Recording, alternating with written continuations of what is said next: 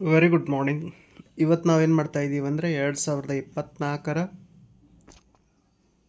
August ತಿಂಗಳಲ್ಲಿ ನಡೆದಂತಹ ಪರೀಕ್ಷೆ 3ರ ಪ್ರಥಮ ಭಾಷೆ ಕನ್ನಡದ ಮಾದರಿ ಉತ್ತರಗಳನ್ನು ಅಭ್ಯಾಸ ಮಾಡ್ತಾ ಇದ್ದೀವಿ. ಹಾಗಾದರೆ ಕ್ವಶನ್ ಮೇನ್ ನಂಬರ್ 1 ಮುಖ್ಯ ಪ್ರಶ್ನೆ 1 ಏನಪ್ಪ ಅಂದರೆ ಬಹು ಆಯ್ಕೆ ಪ್ರಶ್ನೆಗಳನ್ನು ಕೇಳಿದ್ದಾರೆ. 6 ಅಂಕಕ್ಕೆ ಪ್ರತಿಯೊಂದಕ್ಕೆ 1 ಅಂಕ ಇರ್ತದೆ. ಹಾಗಾದ್ರೆ ಹೆಚ್ಚು ವೇಳೆಯನ್ನು ವ್ಯಯ ಮಾಡದೆ ಸ್ಟಾರ್ಟ್ ಮಾಡಿಬಿಡೋಣ. ಅನುನಾಸಿಕ ಸಂಧಿಗೆ ಉದಾಹರಣೆ ಇದು: ದೇವೇಂದ್ರ, ಮಳೆಗಾಲ, ವಾಂಗ್ಮಯ, ದಿಗಂತ. ಹಾಗಾದರೆ ಏನಪ್ಪ ಅಂದರೆ ದೇವೇಂದ್ರ ಗುಣಸಂಧಿ ಆಗ್ತದೆ, ಹೌದಾ? ಅದಕ್ಕೆ ಏನಪ್ಪ ಅಂದರೆ ಇಲ್ಲಿ ಅನುನಾಸಿಕ ಮೂಗಿನಲ್ಲಿ ಉಚ್ಚರಿಸಲ್ಪಡೋದು, ಹೆಚ್ಚು ನೋಡಿದ್ರೆ ಮೂಗಿನಲ್ಲಿ ಉಚ್ಚರಿಸಲ್ಪಡೋದು ಯಾವುದು? ವಾಂಗ್ಮಯ. ಹಾಗಾದ್ರೆ ಆಪ್ಷನ್ ಸಿ ಏನಪ್ಪ ಅಂದರೆ ಅನುನಾಸಿಕ ಸಂಧಿಗೆ ಉದಾಹರಣೆ. ಅನುನಾಸಿಕ ಸಂಧಿ ಯಾವ ಶಬ್ದ ಅಥವಾ ಅಕ್ಷರ ಮೂಗಿನಲ್ಲಿ ಉಚ್ಚರಿಸಲ್ಪಡ್ತಿರ್ತದೋ ಅದನ್ನು ನಾವು ಗುರುತಿಸ್ಬೋದು. ಪ್ರಶ್ನೆ 2, ಒಬ್ಬರು ಹೇಳಿದ ಮಾತನ್ನೇ ಯಥಾವತ್ತಾಗಿ ಬರೆಯುವಾಗ ಬಳಸುವ ಲೇಖನ ಚಿಹ್ನೆ, ಹೌದಾ? ಉದ್ಧರಣ ಚಿಹ್ನೆ, ಹೌದಾ? ಅರ್ಧ ವಿರಾಮವನ್ನು 2 ವಸ್ತುಗಳು ಅಥವಾ 2 ವಾಕ್ಯಗಳನ್ನು ಸೇರಿಸ್ಬೇಕಾದ್ರೆ ಬಳಸ್ತೀವಿ, ಹೌದಾ? ಭಾವಸೂಚಕ ಭಾವನೆಯನ್ನು ವ್ಯಕ್ತಪಡಿಸ್ಲಿಕ್ಕೆ ಬಳಸ್ತೀವಿ. ವಾಕ್ಯವೇಷ್ಟನ ವಿವರಣೆಯನ್ನು ನೀಡಲಿಕ್ಕೆ ಬಳಸ್ತೀವಿ. ಉದ್ಧರಣ ಚಿಹ್ನೆಯನ್ನು ಒಬ್ಬರು ಹೇಳಿದ ಮಾತನ್ನು ಯಥಾವತ್ತಾಗಿ ಹೇಳುವಾಗ ಉದ್ಧರಣ ಚಿಹ್ನೆಯನ್ನು ಬಳಸ್ತೀವಿ. ಇನ್ನು ಪ್ರಶ್ನೆ 3, ಅಂಗೈ ಪದವು ಈ ಸಮಾಸಕ್ಕೆ ಉದಾಹರಣೆಯಾಗಿದೆ, ಹೌದಾ? ಅಂಗೈ, ಹೌದಾ? ಏನಪ್ಪ ಅಂದರೆ ಅಂಶಿ ಇಲ್ಲಿ ಬೇರೆ ಆಗಿರ್ತಾವ, ಹೌದಾ? ಅಂದರೆ ಮುಂದೆ ಹಿಂದೆ ಪದಗಳನ್ನು ನಾವು ಬಳಸ್ತಾ ಇರ್ತೀವಿ, ಅದಕ್ಕೆ ಅಂಶಿ ಸಮಾಸ, ಹೌದಾ? ಕ್ರಿಯೆಯನ್ನು ಸೂಚಿಸಿದ್ರೆ ಕ್ರಿಯಾ ಸಮಾಸ, ಹೌದಾ?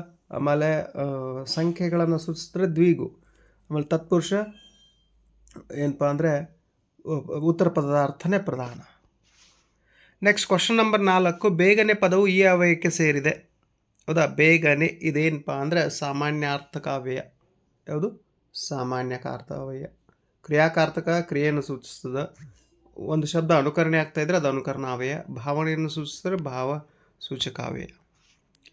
ಇನ್ನು ಪ್ರಶ್ನೆ 5, ಸಾವಿತ್ರಿಯೋಳು ಈ ಪದದಲ್ಲಿರುವ ವಿಭಕ್ತಿ ಪ್ರತ್ಯಯ. ಸಾವಿತ್ರಿಯೋಳು ಹಳೆಗನ್ನಡ ವಿಭಕ್ತಿ ಪ್ರತ್ಯಯ, ಇದು ಸಪ್ತಮಿ. ಯಾವುದು? ಸಪ್ತಮಿ, ಹೌದಾ? ಈ ವಿಭಕ್ತಿ ಪ್ರತ್ಯಯಗಳ ಬಗ್ಗೆ ಪ್ಲೇಲಿಸ್ಟಲ್ಲಿ, ಕನ್ನಡ ವ್ಯಾಕರಣ ಪ್ಲೇಲಿಸ್ಟಲ್ಲಿ ವಿಭಕ್ತಿ ಪ್ರತ್ಯಯಗಳನ್ನು ಇಟ್ಟಿದ್ದೀನಿ. ಅಲ್ಲಿ ಹೊಸಗನ್ನಡ ಹಳೆಗನ್ನಡ ಎರಡೂ ವಿಭಕ್ತಿ ಪ್ರತ್ಯಯಗಳನ್ನು ಡಿಸ್ಕಸ್ ಮಾಡಿದ್ದೀನಿ, ಹೋಗಿ ನೋಡ್ಕೊಳ್ಬೋದು. ಪ್ರಶ್ನೆ 6, ಒಂದು ಅಥವಾ ಅನೇಕ ವಾಕ್ಯಗಳು ಒಂದು ಪ್ರಧಾನ ವಾಕ್ಯಕ್ಕೆ ಅಧೀನವಾಗಿರುವ ವಾಕ್ಯ, ಹೌದಾ? ಅದನ್ನು ನಾವೇನು ಕರಿತೀವಿ ಅಂದರೆ ಮಿಶ್ರ ವಾಕ್ಯ ಅಂತ ಕರಿತೀವಿ. ಇದು ರಿಪೀಟೆಡ್ ಕ್ವಶನ್ನು, ಹೌದಾ? ಬಳಸ್ತದ ಎಕ್ಸಾಮಲ್ಲಿ ಕೇಳಿದ್ದಾರೆ, ಹೌದಾ? ಕರ್ತೃ ಕ್ರಿಯಾಕರ್ಮ ಇದ್ದರೆ ಅದು ಸಾಮಾನ್ಯ ವಾಕ್ಯ. ಪ್ರಶ್ನೆಯನ್ನು ಕೇಳುವಂಥ ವಾಕ್ಯ ಇದ್ದರೆ ಅದು ಪ್ರಶ್ನಾರ್ಥಕ ವಾಕ್ಯ, ಹೌದಾ? ಹಲವಾರು ವಾಕ್ಯಗಳು ಸೇರಿಕೊಂಡಿದ್ದು ಒಂದು ಮುಖ್ಯ ವಾಕ್ಯಕ್ಕೆ ಅಧೀನ ವಾಕ್ಯಗಳಾಗಿರದೇ ಇದ್ದರೆ, ಬೇರೆ ಬೇರೆ ಅರ್ಥಗಳನ್ನು ಕೊಡ್ತಾ ಇದ್ದರೆ ಅದನ್ನು ಸಂಯೋಜಿತ ವಾಕ್ಯ ಅಂತ ಹೇಳ್ತೀವಿ. ಇನ್ನು ಮುಖ್ಯ ಪ್ರಶ್ನೆ 2, ಸಂಬಂಧಿ ಪದ ಬರೆಯೋದು. ಮೊದಲನೇ ಪದಕ್ಕೆ ಸಂಬಂಧಿಸಿದಂತೆ 2ನೇ ಪದವನ್ನು ಕೊಟ್ಟಿರ್ತಾರೆ, 3ನೇ ಪದಕ್ಕೆ ಸಂಬಂಧಿಸಿದಂತೆ 4ನೇ ಪದವನ್ನು ನಾವು ಬರೀಬೇಕಾಗ್ತದೆ. ಹುಳ ಉಪ್ಪಡಿ ಇದೇನಪ್ಪ ಅಂದರೆ ಜೋಡು ನುಡಿ. ಹಾಗಾದ್ರೆ ತುತ್ತ ತುದಿ ಏನಪ್ಪ ಅಂದರೆ ದ್ವಿರುಕ್ತಿ. ನದಿ ರೂಢನಾಮ, ವಿಜ್ಞಾನಿ ಅನ್ವರ್ಥನಾಮ, ಹೌದಾ? ಯಾಕಂದರೆ ಆತನ ಕೆಲಸದಿಂದ ಬಂದಂಥ ಶಬ್ದ ಅದು. ಇನ್ನು ಪ್ರಶ್ನೆ 9, ವೈಶಾಖ ಬೇಸಗೆ, ಕುಠಾರ ಕೊಡಲಿ, ಹೌದಾ? ತತ್ಸಮ ತದ್ಭವಗಳಿವು. ಮಾಡಲಿ ವಿದ್ಯಾರ್ಥಕ, ಮಾಡಿಯಾನು ಸಂಭವನಾರ್ಥಕ. ಮುಖ್ಯ ಪ್ರಶ್ನೆ 3, ಒಂದು ವಾಕ್ಯದಲ್ಲಿ ಉತ್ತರ ಬರೆಯುವುದು. ವಾಕ್ಯ ರೂಪದಲ್ಲಿರುವ ಪ್ರತಿ ಸರಿ ಉತ್ತರಕ್ಕೆ 1 ಅಂಕ. ಲಂಡನ್ನಿನ ಪೇಟೆಯಲ್ಲಿರುವ ಸ್ಟೇಷನರಿ ಅಂಗಡಿಯ ಹೆಸರೇನು? ಲಂಡನ್ನಿನ ಪೇಟೆಯಲ್ಲಿರುವ ಸ್ಟೇಷನರಿ ಅಂಗಡಿಯ ಹೆಸರು ಉಲ್ವರ್ತ್.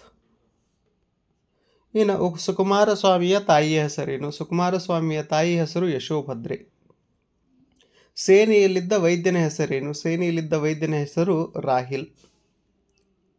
ಪ್ರಶ್ನೆ 14, ಧರ್ಮಬುದ್ಧಿಯು ತನ್ನ ಬೆಳಗಿನ ಹೊತ್ತನ್ನು ಹೇಗೆ ಕಳೆದನು?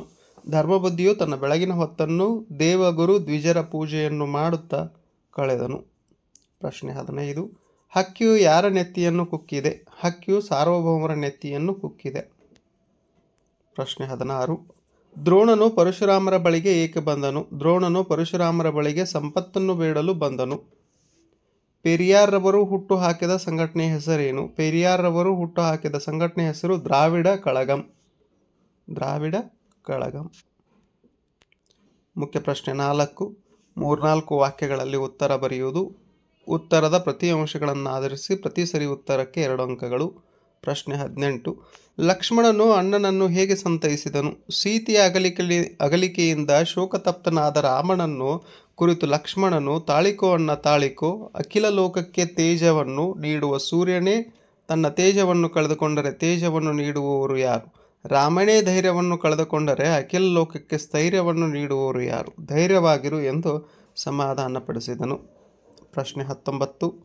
ರಾಜರ ಪ್ರಕೃತಿ ಹೇಗಿರುತ್ತದೆ? ರಾಜರಾದವರಿಗೆ ಸಹಜವಾಗಿ ಕಿವುಡಾಗಿರುತ್ತದೆ. ಅಹಂಕಾರದ ದಾಹ, ಜ್ವರ, ತಲೆಗಡರಿ ಅವರ ಬಗೆಯಲ್ಲಿ ಕತ್ತಲು ತುಂಬಿರುತ್ತದೆ. ಇದಕ್ಕೆಲ್ಲ ಕಾರಣ ದುಡ್ಡಿನ ಮಹಿಮೆ. ದುಡ್ಡು ದುರಭಿಮಾನದ ತವರು. ದುಡ್ಡಿನ ಪೈತ್ಯ ಅಡರಿದವರಿಗೆ ಜಗತ್ತೆಲ್ಲ ಕ್ಷುದ್ರವಾಗಿ ಕಾಣುತ್ತದೆ. ರಾಜ್ಯ ಎನ್ನುವುದು ಒಂದು ವಿಷ. ರಾಜ್ಯಾಧಿಕಾರದ ಸೋಂಕು ತಾಗಿದವರಿಗೆಲ್ಲ ಬುದ್ಧಿ ಮಂಕಾಗಿ ಬಿಡುತ್ತದೆ. ಅನಾದರ ತುಂಬಿರುತ್ತದೆ. ಇದು ರಾಜರ ಪ್ರಕೃತಿಯಾಗಿದೆ. ಪ್ರಶ್ನೆ 20. ಸಿರಿಯು ರಾಜರಿಗೆ ಒಲಿದರೆ ಆಗುವ ಅನಾಹುತಗಳ್ಯಾವು? ಕೆಲವು ರಾಜರಿಗೆ ದೈವಯೋಗದಿಂದ ಸಿರಿಯು ಒಲಿಯುತ್ತದೆ. ಜಗತ್ತಿನ ಎಲ್ಲ ದೌರ್ಜನ್ಯಗಳು ಅವರಲ್ಲಿ ಕಂಡುಬರುತ್ತವೆ. ಅವರ ದಯೆ ದಾಕ್ಷಿಣ್ಯಗಳೆಲ್ಲ ತೊಳೆದು ಬಿಡುತ್ತದೆ. ಹೋಮದ ಹೊಗೆಯಿಂದ ಅವರ ಮನಸ್ಸು ಮಲಿನವಾಗುತ್ತದೆ. ದರ್ಬೆಯ ಚಿಗುರು ಅವರ ಕ್ಷಮಾಗುಣವನ್ನು ಒರೆಸಿಬಿಡುತ್ತದೆ. ಅವರಿಗೆ ಮುಪ್ಪಿನ ನೆನಪು ಮರೆಯಾಗುತ್ತದೆ. ಪರಲೋಕ ಕಾಣಿಸುವುದಿಲ್ಲ. ದಿಟವನ್ನೇ ನುಡಿಯುವ ಬುದ್ಧಿ ಗಾಳಿಯಲ್ಲಿ ತೇಲಿ ಹೋಗುತ್ತದೆ. ಸಜ್ಜನಿಕೆ ದೂರ ಸರಿಯುತ್ತದೆ. ನಲ್ನುಡಿ ಕೇಳುವ ಕಿವಿ ಕಿವುಡಾಗುತ್ತದೆ. ರಾಜರ ಯಶಸ್ಸನ್ನು ನಾಶಗೊಳಿಸುತ್ತದೆ. ಈ ರೀತಿಯಾಗಿ ಸಿರಿಯು ರಾಜರಿಗೆ ಒಲಿದರೆ ಅನಾಹುತಗಳಾಗುತ್ತವೆ. ಪ್ರಶ್ನೆ 21. ಅರಸ ಋಷಭಾಂಕನು ಸುಕುಮಾರಸ್ವಾಮಿಯ ಮನೆಗೆ ಬರಲು ಕಾರಣವೇನು? ರತ್ನದೀಪದಿಂದ ಬಂದ ವ್ಯಾಪಾರಿಯು 1,00,000 ದಿನಾರಗಳ ಬೆಲೆ ಬಾಳುವ ಸರ್ವರತ್ನ ಕಂಬಳಿಗಳನ್ನು ಮಾರಾಟ ಮಾಡಲು ಉಜ್ಜಯಿನಿಗೆ ಬಂದು ರಾಜ ಋಷಭಾಂಕ ಹಾಗೂ ಮಹಾರಾಣಿ ಜ್ಯೋತಿರ್ಮಾಲೆಗೆ ತೋರಿಸಿದಾಗ ಅದರ ಬೆಲೆ ಕೇಳಿ 1,00,000 ದಿನಾರು ಎಂದು ತಿಳಿದು ಕೊಂಡುಕೊಳ್ಳದೆ ಕಳುಹಿಸಿದರು. ವ್ಯಾಪಾರಿಯು ತನ್ನ ರತ್ನಗಂಬಳಿಗಳನ್ನು ಸುಕುಮಾರಸ್ವಾಮಿಯ ತಾಯಿ ಯಶೋಭದ್ರೆಗೆ ತೋರಿಸಿದಾಗ 1,00,000 ದಿನಾರಗಳನ್ನು ಕೊಂಡು ಅದನ್ನು 32 ತುಂಡುಗಳನ್ನಾಗಿ ಮಾಡಿ ತನ್ನ ಸೊಸೆಯಂದಿರಿಗೆ ಹಂಚಿದಳು. ಆ ಸೊಸೆಯಂದಿರು ಕಂಬಳಿ ತುಂಡುಗಳನ್ನು ಚಪ್ಪಲಿಗಳಲ್ಲಿ ಹಾಕಿಕೊಂಡರೆಂಬ ವಿಷಯ ತಿಳಿದ ಅರಸ ಋಷಭಾಂಕನು ಕುತೂಹಲದಿಂದ ಸುಕುಮಾರಸ್ವಾಮಿಯ ಮನೆಗೆ ಬಂದನು. ಪ್ರಶ್ನೆ 22. ನಾಳಿನ ಕನಸನ್ನು ಬಿತ್ತಬೇಕಾದರೆ ನಾವು ಹೇಗೆ ಬದುಕಬೇಕೆಂದು ಕವಿ ಜಿ.ಎಸ್. ಶಿವರುದ್ರಪ್ಪನವರು ಹೇಳಿದ್ದಾರೆ. ಜಗತ್ತಿನಲ್ಲಿರುವ ಹಿಂದೂ, ಮುಸ್ಲಿಂ, ಜೈನ್, ಬೌದ್ಧ, ಕ್ರೈಸ್ತ ಮೊದಲಾದ ಎಲ್ಲ ಮತಗಳು ಮತ್ತು ಧರ್ಮಗ್ರಂಥಗಳು ಮನುಷ್ಯನ ಜೀವನಕ್ಕೆ ದಾರಿ ತೋರುವ ಮಾರ್ಗದರ್ಶಕಗಳು ಎಂದು ತಿಳಿಯಬೇಕು. ಎಲ್ಲ ಧರ್ಮದವರು ಸಾಮರಸ್ಯದಿಂದ ಬದುಕಬೇಕು. ಭಯ ಸಂಶಯಗಳಿಂದ ಮುಸುಕಾದ ಕಣ್ಣಗಳಿಗೆ ಶಾಂತಿ ಸಮೃದ್ಧಿಯ ಧರ್ಮ ಸಾಮರಸ್ಯದ ಮಂತ್ರವನ್ನು ಪಠಿಸಬೇಕು. ಉಜ್ವಲ ಭವಿಷ್ಯ ರೂಪಿಸುವ ಕನಸು ಕಾಣುತ್ತಾ ನಾವು ಬದುಕಬೇಕೆಂದು ಜಿ.ಎಸ್. ಶಿವರುದ್ರಪ್ಪನವರ ಅಭಿಪ್ರಾಯವಾಗಿದೆ. ಪ್ರಶ್ನೆ 23. ದ್ರುಪದನು ದ್ರೋಣರಿಗೆ ಗರ್ವದಿಂದ ಹೇಳಿದ ಮಾತುಗಳ್ಯಾವು? ಸಭಾಮಂಟಪವನ್ನು ಪ್ರವೇಶಿಸಿದ ದ್ರೋಣನು ದ್ರುಪದನನ್ನು ಕುರಿತು ನಾನು ಯಾರೆಂಬುದು ತಿಳಿದಿಲ್ಲವೇ ಎಂದು ಪ್ರಶ್ನಿಸಿದಾಗ ದ್ರುಪದನು ಗರ್ವದಿಂದ, ನಿನ್ನನ್ನು ನಾನು ತಿಳಿಯನು, ನನ್ನನ್ನು ನೀನು ಎಲ್ಲಿ ಕಂಡಿದ್ದೀಯೋ? ರಾಜನಿಗೆ ಮತ್ತು ಬ್ರಾಹ್ಮಣನಿಗೆ ಎಲ್ಲಿಯೇ ಗೆಳೆತನ? ಮನುಷ್ಯರು ಇಷ್ಟೊಂದು ನಾಚಿಕೆ ಇಲ್ಲದವರಾಗಿರುತ್ತಾರೆಯೇ ಎಂದು ದ್ರೋಣರಿಗೆ ತುಂಬ ಮರ್ಮಾಘಾತವಾಗುವಂತೆ ಹೀಯಾಳಿಸಿ ನುಡಿದನು. ಪ್ರಶ್ನೆ 24. ಅಂದವಾದ ಬರವಣಿಗೆಯ ಬಗ್ಗೆ ಗಾಂಧೀಜಿಯವರ ಅಭಿಪ್ರಾಯವನ್ನು ತಿಳಿಸಿ. ಗಾಂಧೀಜಿಯವರಿಗೆ ಅಂದವಾದ ಅಕ್ಷರ, ಒಳ್ಳೆಯ ಬರವಣಿಗೆ ಶಿಕ್ಷಣದ ಅವಶ್ಯಕ ಅಂಶವಲ್ಲವೆಂಬ ಭಾವನೆಯು ಇಂಗ್ಲೆಂಡಿಗೆ ಹೋಗುವವರೆಗೂ ಇತ್ತು. ದಕ್ಷಿಣ ಆಫ್ರಿಕಾಕ್ಕೆ ಹೋದಾಗ ಅಲ್ಲಿನ ಸುರಕ್ಷಿತ ಯುವಕರ ಮತ್ತು ವಕೀಲರ ಮುತ್ತು ಪೋಣಿಸಿದಂತಿದ್ದ ಸುಂದರ ಬರವಣಿಗೆ ನೋಡಿ ಪಶ್ಚಾತ್ತಾಪ ಪಟ್ಟುಕೊಂಡು ಕೆಟ್ಟ ಅಕ್ಷರದ ಬರವಣಿಗೆ ಅಪಕ್ವ ಮತ್ತು ಅಪೂರ್ಣ ಶಿಕ್ಷಣದ ಚಿಹ್ನೆ ಎಂಬುದನ್ನು ಅರಿತರು. ತಮ್ಮ ಬರವಣಿಗೆಯನ್ನು ತಿದ್ದಿಕೊಳ್ಳಲು ಪ್ರಯತ್ನಿಸಿದರೂ ಸಾಧ್ಯವಾಗಲಿಲ್ಲ. ಆದ್ದರಿಂದ ಒಳ್ಳೆಯ ಬರವಣಿಗೆ ಉತ್ತಮ ಶಿಕ್ಷಣದ ಅವಶ್ಯವಾದ ಅಂಶ ಎಂಬುದನ್ನು ಪ್ರತಿಯೊಬ್ಬ ಯುವಕ ಯುವತಿಯರು ತಿಳಿದುಕೊಳ್ಳಬೇಕೆಂದು ಹೇಳಿದರು. ಪ್ರಶ್ನೆ 25. ಭಗತ್ ಸಿಂಗ್ ಜಲಿಯನ್ ವಾಲಾಬಾಗ್ನ ಮಣ್ಣನ್ನು ಕುರಿತು ತನ್ನ ಸಹೋದರಿಗೆ ಏನೆಂದು ಹೇಳುತ್ತಾನೆ? ಭಗತ್ ಸಿಂಗ್ ಜಲಿಯನ್ ವಾಲಾಬಾಗ್ನ ಮಣ್ಣಿನ ಕುರಿತು ತನ್ನ ತಂಗಿಗೆ, ಇದು ಬಹಳ ಪೂಜನೀಯವಾದ ಮಣ್ಣು. ಜಲಿಯನ್ ವಾಲಾಬಾಗ್ ಹತ್ಯಾಕಾಂಡದಲ್ಲಿ ಹುತಾತ್ಮರಾದವರ ರಕ್ತದಿಂದ ಈ ಮಣ್ಣು ಒದ್ದೆಯಾಗಿದೆ ಎಂದು ಹೇಳುತ್ತಾನೆ. ನಂತರ ಪವಿತ್ರವಾದ ಮಣ್ಣಿನ ಡಬ್ಬವನ್ನು ಮನೆಯ ಸ್ವಚ್ಛ ಜಾಗದಲ್ಲಿರಿಸಿ ಹೂಗಳನ್ನು ಇರಿಸಿ ನಮಸ್ಕರಿಸಿ ಪೂಜಿಸತೊಡಗಿದನು. ಪ್ರಶ್ನೆ 26. ವಸಂತ ಮುಖ ತೋರಲಿಲ್ಲ ಕವನದಲ್ಲಿ ಪ್ರಕೃತಿಯ ಸಂಭ್ರಮ ಹೇಗೆ ವ್ಯಕ್ತವಾಗಿದೆ? ಒಡೆಯನ ಅಂಗಳದಲ್ಲಿದ್ದ ಮಾವಿನ ಮರಗಳು ಮೈತುಂಬಿ ನಿಂತಿವೆ. ಆಕಾಶದಲ್ಲಿ ಹಕ್ಕಿಗಳು ರೆಕ್ಕೆ ಬಿಚ್ಚಿ ಸ್ವಚ್ಛಂದವಾಗಿ ಹಾರಾಡುತ್ತಿವೆ. ಕೋಗಿಲೆಗಳು ಮನದುಂಬಿ ಹಾಡುತ್ತಿವೆ. ಕಡಲು ಉಕ್ಕಿ ಹರಿಯುತ್ತಿದೆ.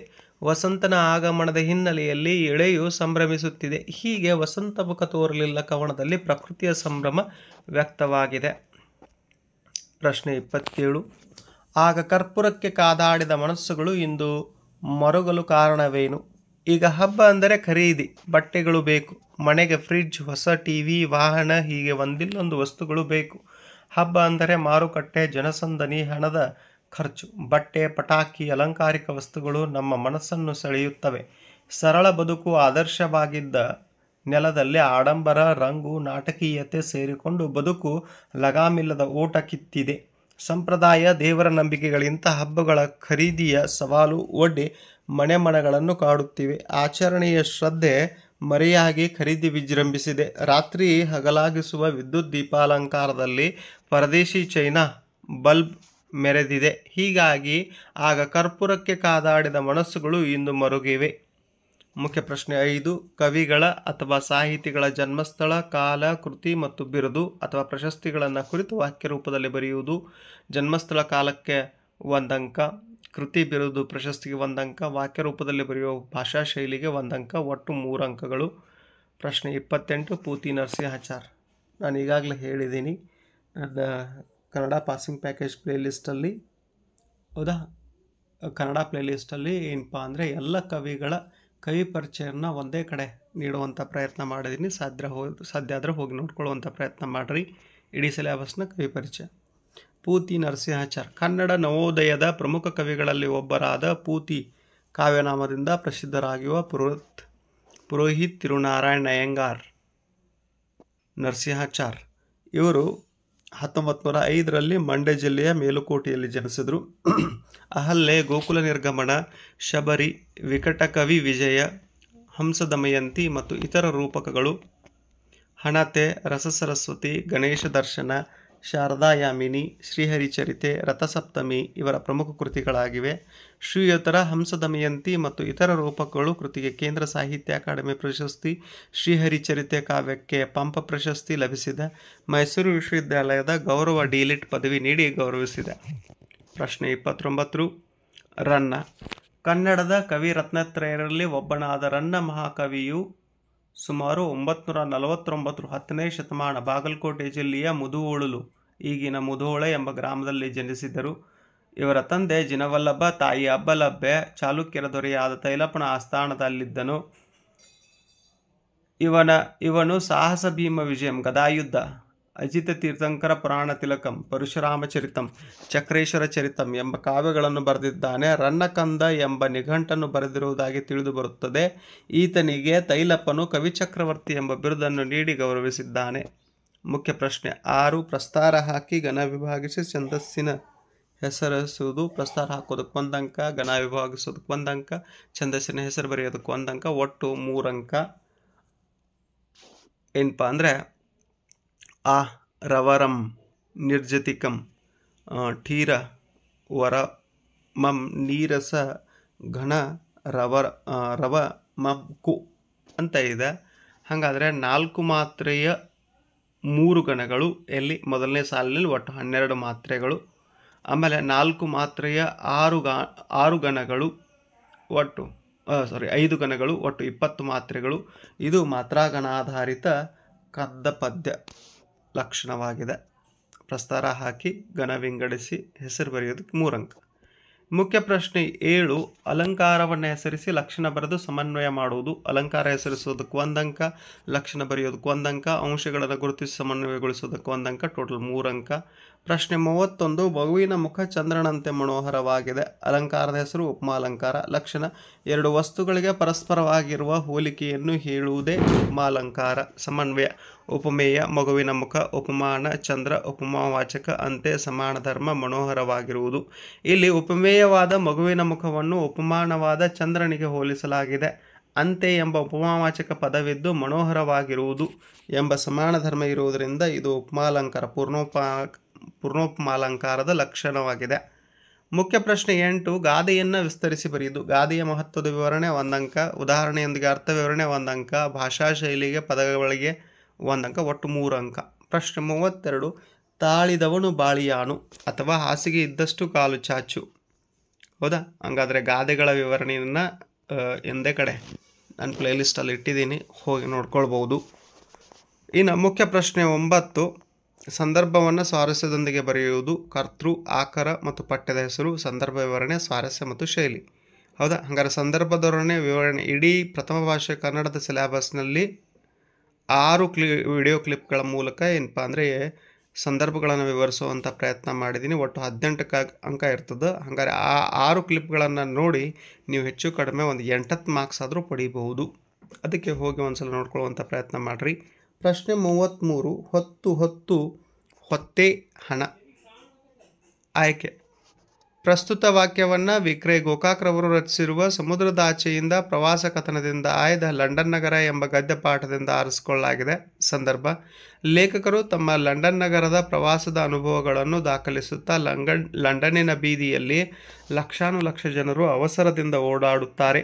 ವಿದೇಶಗಳಲ್ಲಿ ಜನರು ಸಮಯವನ್ನು ವ್ಯರ್ಥ ಮಾಡದೆ ಅದರ ಸದ್ವಿನಿಯೋಗ ಮಾಡಿಕೊಳ್ಳುತ್ತಾ ದುಡಿದ ಹಣ ಗಳಿಸುತ್ತಾರೆ. ಇದು ಅಕ್ಷರಶಃ ವಿಲಾಯಿತಿಯಲ್ಲಿ ನಿಜವಾಗಿದೆ ಎಂದು ಹೇಳುವ ಸಂದರ್ಭದಲ್ಲಿ ಲೇಖಕರು ಈ ಮಾತನ್ನು ಹೇಳುವರು. ಸ್ವಾರಸ್ಯ: ಲಂಡನ್ ವಾಣಿಜ್ಯ ನಗರವಾಗಿದ್ದು ಹಣ ಸಂಪಾದನೆಯೇ ಮುಖ್ಯ ಗುರಿಯಾಗಿದೆ. ಇಲ್ಲಿ ಹಣದಷ್ಟೇ ಪ್ರಾಶಸ್ತ್ಯವನ್ನು ಸಮಯಕ್ಕೆ ನೀಡುತ್ತಾರೆ. ಸಮಯವು ಬಹಳ ಅಮೂಲ್ಯವಾದುದು. ವಿದೇಶಗಳಲ್ಲಿ ಜನರು ಸಮಯವನ್ನು ವ್ಯರ್ಥ ಮಾಡದೆ ಕಾರ್ಯಪ್ರವೃತ್ತರಾಗಿರುವುದು ಇಲ್ಲಿ ಸ್ವಾರಸ್ಯಕರವಾಗಿ ಮೂಡಿಬಂದಿದೆ.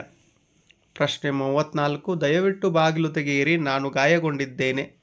ಆಯ್ಕೆ: ಪ್ರಸ್ತುತ ವಾಕ್ಯವನ್ನು ಸಾರಾ ಅಬೂಬಕರ್ ಅವರು ಬರೆದಿರುವ ಚಪ್ಪಲಿಗಳು ಕಥಾಸಂಕಲನದಿಂದ ಆಯ್ದ ಯುದ್ಧ ಎಂಬ ಗದ್ಯ ಪಾಠದಿಂದ ಆರಿಸಿಕೊಳ್ಳಲಾಗಿದೆ. ಸಂದರ್ಭ: ಯುದ್ಧ ವಿಮಾನದ ಮೇಲೆ ವೈರಿಗಳ ವೈಮಾನಿಕ ದಾಳಿಯಿಂದಾಗಿ ವಿಮಾನವು ಸ್ಫೋಟಗೊಂಡು ನುಚ್ಚುನೂರಾಗಿ ಬಿದ್ದಿತು. ಅದರಲ್ಲಿದ್ದ ವೈದ್ಯ ಸೈನಿಕನಾದ ರಾಹಿಲ್ನ ಕಾಲು ಗಾಯಗೊಂಡಿತು. ಕಾಲಿಗೆ ತೀವ್ರ ಪೆಟ್ಟಾಗಿದ್ದರೂ ಕಷ್ಟಪಟ್ಟು ನೀರಿನಲ್ಲಿ ಈಜಿ ದಡ ಸೇರುತ್ತಾನೆ. ಮಂದ ಬೆಳಕಿನಲ್ಲಿ ಅಲ್ಲಿಯೇ ಒಂಟಿ ಮನೆ ಇರುವುದು ರಾಹಿಲ್ನ ಕಣ್ಣಿಗೆ ಬಿತ್ತು. ಧಾರಾಕಾರವಾಗಿ ಸುರಿಯುತ್ತಿರುವ ಮಳೆಯಿಂದ ಮೊದಲು ರಕ್ಷಣೆ ಮಾಡಿಕೊಳ್ಳಬೇಕೆಂದು ರಾಹಿಲ್ನು ತೆವಳುತ್ತಲೇ ಆತುರದಿಂದ ಆ ಮನೆಯಡೆಗೆ ಹೋಗಿ ಬಾಗಿಲು ಬಡಿಯುತ್ತಾ ಈ ಮೇಲಿನ ಮಾತನ್ನು ಹೇಳುತ್ತಾನೆ. ಸ್ವಾರಸ್ಯ: ವೈದ್ಯ ಸೈನಿಕನಾದ ರಾಹಿಲನ ದಯನೀಯ ಸ್ಥಿತಿ ಹೇಗಾದರೂ ಯಾರಲ್ಲಾದರೂ ಬೇಡಿ ಜೀವ ಉಳಿಸಿಕೊಳ್ಳುವ ಹಂಬಲ. ರಕ್ಷಣೆ ಪಡೆಯುವ ಸಂದರ್ಭದಲ್ಲಿ ದೇಶ, ಭಾಷೆ, ಧರ್ಮವನ್ನು ಲೆಕ್ಕಿಸದೆ ಸಹಾಯ ಬೇಡುವುದು ಇಲ್ಲಿ ಸ್ವಾರಸ್ಯವಾಗಿ ಮೂಡಿಬಂದಿದೆ. ಪ್ರಶ್ನೆ 35, ರಕ್ಷಂ ಸಾಕ್ಷಿ ಎಂದು ಮುನ್ನಂ ಪೇರ್ದು ರುಮ್ ಕೇಳ್ದಿರು ಮಿಲ್ಲಂ. ಹೌದಾ? ರಕ್ಷ ಸಾಕ್ಷಿ ಎಂದಂ ಮುನ್ನಂ ಪೇರ್ದಿರುಂ ಕೇಳ್ದಿರು ಮಿಲ್ಲಂ. ಆಯ್ಕೆ: ಪ್ರಸ್ತುತ ವಾಕ್ಯವನ್ನು ದುರ್ಗಸೀಮೆಯ ಕವಿ ರಚಿಸಿರುವಂತಹ ಕರ್ನಾಟಕ ಪಂಚತಂತ್ರಂ ಕೃತಿಯಿಂದ ಆಯ್ದ ರಕ್ಷ ಸಾಕ್ಷಿ ಎಂಬ ಗದ್ಯ ಪಾಠದಿಂದ ಆರಿಸಿಕೊಳ್ಳಲಾಗಿದೆ. ಸಂದರ್ಭ: ದುಷ್ಟಬುದ್ಧಿಯು ಧರ್ಮಬುದ್ಧಿಯ ಮೇಲೆ ಹೊನ್ನಿನ ಕಳ್ಳತನದ ಆರೋಪವನ್ನು ಮಾಡಿ ತಮ್ಮ ಸಮಸ್ಯೆಯನ್ನು ಬಗೆಹರಿಸಿಕೊಳ್ಳುವುದಕ್ಕಾಗಿ ಧರ್ಮಾಧಿಕಾರರ ಬಳಿಗೆ ಬರುವರು. ತಮ್ಮ ವೃತ್ತಾಂತವನ್ನು ಅವರಿಗೆ ತಿಳಿಸುತ್ತಾ, ನಾವು ಹೊನ್ನನ್ನು ಬಚ್ಚಿಡುವಾಗ ಬೇರೆ ಯಾವ ಮನುಷ್ಯರೂ ಅಲ್ಲಿರಲಿಲ್ಲ. ಧರ್ಮಬುದ್ಧಿಯೇ ಹೊನ್ನನ್ನೆಲ್ಲ ಕದ್ದಿರುವುದಕ್ಕೆ ಅಲ್ಲಿರುವ ಒಟ್ಟ ವೃಕ್ಷವೇ ಸಾಕ್ಷಿ ಎಂದು ಹೇಳುತ್ತಾನೆ. ಇದನ್ನು ಕೇಳಿ ಧರ್ಮಾಧಿಕಾರರು ಆಶ್ಚರ್ಯಗೊಂಡು ಈ ಸಾಕ್ಷಿಯ ಬಗ್ಗೆ ಧರ್ಮಬುದ್ಧಿಗೆ ಕೇಳಿದಾಗ ಈ ಮೇಲಿನಂತೆ ಹೇಳಿದನು. ಸ್ವಾರಸ್ಯ: ಅಸಾಧ್ಯವಾದುದನ್ನು ಸಾಧಿಸಲು ಹೊರಟಿರುವ ದುಷ್ಟಬುದ್ಧಿಯ ತಂತ್ರ ಫಲಿಸದು ಎಂದು ಅರಿತ ಧರ್ಮಬುದ್ಧಿ ರಕ್ಷ ಸಾಕ್ಷಿ ನುಡಿಯುವುದಾದರೆ ಅದು ಸತ್ಯದ ಪರವಾಗಿರುವುದೆಂದು ಭಾವಿಸಿ ಮರವನ್ನು ಸಾಕ್ಷಿ ಎಂದು ಸ್ವೀಕರಿಸುವುದು ಇಲ್ಲಿ ಸ್ವಾರಸ್ಯಕರವಾಗಿ ಮೂಡಿಬಂದಿದೆ. ಮುಖ್ಯ ಪ್ರಶ್ನೆ 36, ಪ್ರೀತಿಯ ಹಣತೆಯ ಹಚ್ಚೋಣ. ಉತ್ತರ. ಆಯ್ಕೆ: ಪ್ರಸ್ತುತ ವಾಕ್ಯವನ್ನು GS ಶಿವರುದ್ರಪ್ಪನವರು ರಚಿಸಿರುವ ಎದೆ ತುಂಬಿ ಹಾಡಿದೆನು ಕವನ ಸಂಕಲನದಿಂದ ಆಯ್ದ ಸಂಕಲ್ಪ ಗೀತೆ ಎಂಬ ಪದ್ಯ ಪಾಠದಿಂದ ಆರಿಸಿಕೊಳ್ಳಲಾಗಿದೆ. ಸಂದರ್ಭ: ಜೀವನದಲ್ಲಿ ಧನಾತ್ಮಕ ಭಾವನೆಯನ್ನು ದೃಢ ಸಂಕಲ್ಪವನ್ನು ಹೊಂದಿರಬೇಕು. ನಮ್ಮ ಸುತ್ತಲೂ ಆವರಿಸಿರುವ ಅಜ್ಞಾನ, ದ್ವೇಷ, ಅಸೂಯೆ, ಮೂಢನಂಬಿಕೆಗಳೆಂಬ ಕತ್ತಲನ್ನು ಹೊಡೆದೋಡಿಸಲು ಪ್ರೀತಿ ಎಂಬ ದೀಪವನ್ನು ಬೆಳಗಿಸುವ ಸಂಕಲ್ಪ ಮಾಡೋಣ ಎಂದು ಕವಿ ಹೇಳುವ ಸಂದರ್ಭವಾಗಿದೆ. ಸ್ವಾರಸ್ಯ: ಜೀವನದಲ್ಲಿ ಧನಾತ್ಮಕ ಭಾವನೆ, ದೃಢ ಸಂಕಲ್ಪ ಹೊಂದಿದಾಗ ಸಮಾಜವನ್ನು ಸ್ವಾಸ್ಥ್ಯದ ನೆಲೆಯಾಗಿಸಬಹುದು. ಪ್ರೀತಿಯಿಂದ ದ್ವೇಷವನ್ನು ಗೆಲ್ಲಬಹುದು. ಈ ಮೂಲಕ ದ್ವೇಷರಹಿತ ಸಮಾಜ ನಿರ್ಮಾಣ ಸಾಧ್ಯ ಎಂಬುದು ಇಲ್ಲಿ ಸ್ವಾರಸ್ಯಕರವಾಗಿ ಮೂಡಿಬಂದಿದೆ. 37 ರೆಕ್ಕೆಯ ಬೀಸುತ್ತ ಚೇತನಗೊಳಿಸಿ. ರೆಕ್ಕೆಯ ಬೀಸುತ್ತ ಚೇತನಗೊಳಿಸಿ. ಆಯ್ಕೆ ಪ್ರಸ್ತುತ ವಾಕ್ಯವನ್ನು ದ ರಾ ಬೇಂದ್ರೆಯವರು ರಚಿಸಿರುವ ಗರಿ ಕವನ ಸಂಕಲನದಿಂದ ಆಯ್ದ ಹಕ್ಕಿ ಹಾರುತ್ತಿದೆ ನೋಡಿದಿರಾ ಎಂಬ ಪದ್ಯಪಾಠದಿಂದ ಆರಿಸಿಕೊಳ್ಳಲಾಗಿದೆ. ಸಂದರ್ಭ ಕವಿ ಬೇಂದ್ರೆ ಅವರು ಕಾಲದ ಗತಿಯನ್ನು ಹಾರುವ ಹಕ್ಕಿಯೊಂದಿಗೆ ಸಮೀಕರಿಸಿ ಕಾಲಪಕ್ಷಿಯು ಯುಗಯುಗಗಳ ಆಗುಹೋಗುಗಳನ್ನು ಹಿಂದಕ್ಕೆ ತಳ್ಳುತ್ತಾ ಹೊಸ ಮನ್ವಂತರಗಳ ಪರಿವರ್ತನೆಗೆ ಪ್ರಗತಿಗೆ ಕಾರಣವಾಗಿದೆ. ಅದು ತನ್ನ ಹಗಲು ರಾತ್ರಿಗಳೆಂಬ ರೆಕ್ಕೆಗಳನ್ನು ಬೀಸುತ್ತಾ ಭೂಮಿಯ ಮೇಲಿನ ಜೀವರಾಶಿಗಳಿಗೆ ಚೈತನ್ಯ ನೀಡಿ ಮುಂದಿನ ಜನಾಂಗದ ಮಕ್ಕಳನ್ನು ಹರಸಿ ಉತ್ತಮ ಭವಿಷ್ಯಕ್ಕೆ ಶುಭ ಹಾರೈಸುತ್ತದೆ ಎಂದು ಕವಿ ಹೇಳುವ ಸಂದರ್ಭವಾಗಿದೆ. ಸ್ವಾರಸ್ಯ ಪರಿವರ್ತನೆಯೇ ಜಗದ ನಿಯಮ ಎಂಬಂತೆ ಯುಗಯುಗಗಳು ಕಳೆದರೂ ಮುಂದಿನ ಪೀಳಿಗೆಗೆ ಚೈತನ್ಯವನ್ನು ತುಂಬಿ ಉತ್ತಮ ಭವಿಷ್ಯಕ್ಕೆ ಕಾಲಪಕ್ಷಿಯು ಶುಭವನ್ನು ಹಾರೈಸುತ್ತಿರುವುದು ಇಲ್ಲಿ ಸ್ವಾರಸ್ಯಕರವಾಗಿ ಮೂಡಿಬಂದಿದೆ. ಪ್ರಶ್ನೆ 38 ಒಳಗಿನ ಮಂದಿ ಗುಂಡು ಹೊಡೆದರು ಮುಂಗಾರಿ ಸಿಡಲ ಸಿಡಿದಾಂಗ.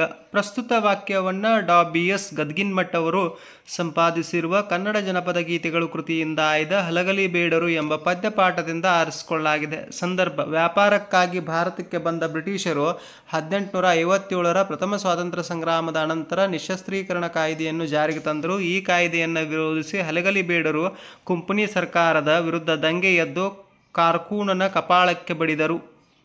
ಈ ವಿಷಯ ಸಾಹೇಬನಿಗೆ ಮುಟ್ಟಿ ಅವನು ಕೋಪಗೊಂಡು ಅಶ್ವದಳ